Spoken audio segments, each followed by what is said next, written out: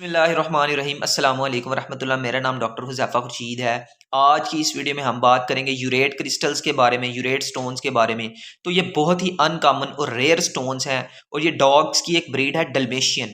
Dalmatian breeds के अंदर देखने को मिलते हैं। इसकी जो वजह है वो एक जेनेटिक डिफेक्ट है, जेनेटिक एबनॉर्मेलिटी है। वो क्या है? पहले नॉर्मल मैकेनिज्म मैं आपको बताऊंगा, फिर मैं आपको जेनेटिक एबनॉर्मेलिटी बताऊंगा क्या है।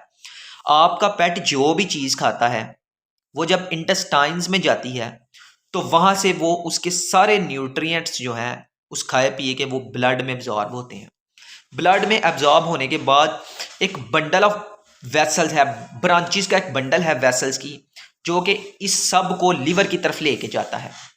अब लिवर के पास जब वो न्यूट्रिएंट्स पहुंचते हैं तो वहां पे वो डिटॉक्सीफाई होते हैं। उसके अंदर जितने टॉक्सिन्स हैं लिवर के अंदर, लिवर उनको डिटॉक्सीफाई करता है, ठीक है, और फिर इनको सिस्टेमिक सर्कुलेशन में डाल देता है और सारे ब्लड जो है वो न्यूट्रिएंट्स को सारे ऑर्गन्स में सप्लाई कर देता है।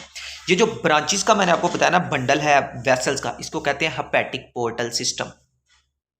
हेपेटिक पोर्टल सिस्टम ये एक नॉर्मल मैकेनिज्म है।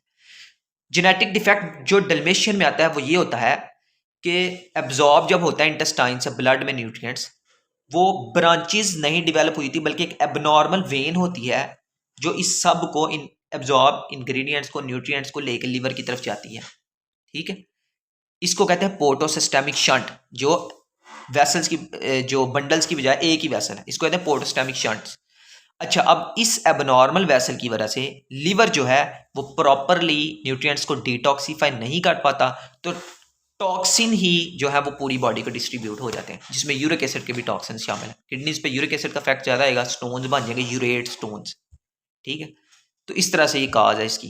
साइन एंड सिम्टम्स सेम वही, यूरिन जो है वो रुक के आएगा, उसमें ब्लड होगा, उसमें स्टेनिंग करेगा, एनिमल जोर लगाएगा। एक और जो दूसरे से डिफरेंट भी करेगा, एक और साइन सिम्टम आपको जो नजर आएगा, साइन नजर आएगा, वो ये है कि यहाँ पे टॉक्सिन्स की वजह से, क्योंकि दूसरे टॉक्सिन्स भी तो ब्लड में मौजूद हैं, टॉक्सिन्स की वजह से आपका एनिमल, आपका डॉग जो है वो नर्वस साइंस भी शो करेगा, ठीक है।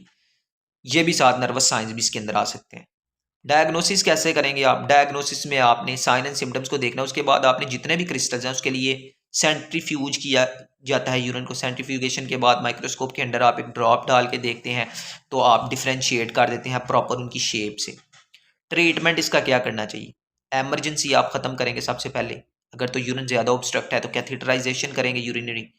और उसके बाद डाइट सबसे बड़ी चीज़ है, आप इसको जो है वो डाइट पे शिफ्ट करें, ऐसी डाइट पे जो लो प्रोटीन डाइट हो, जिससे यूरिक एसिड बॉडी के अंदर बने ही कम, क्योंकि अबनॉर्मल को, डिफेक्ट को, जेनेटिक डिफेक्ट को तो हम कभी भी नहीं ना ठीक कर सकते।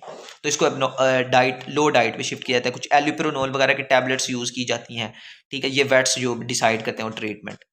तो अगर बहुत ज़्यादा इमरजेंसी है, स्टोन्स बहुत ज़्यादा हैं, तो सिस्टोटमी भी कर सकते हैं। लेकिन परमानेंटली जो किया जाता है वो लो प्रोटीन प्यूरिन्स, लो प्यूरिन्स डाइट पे शिफ्ट किया जाए। जी बहुत शुक्रिया, अस्सलाम वालेकुम।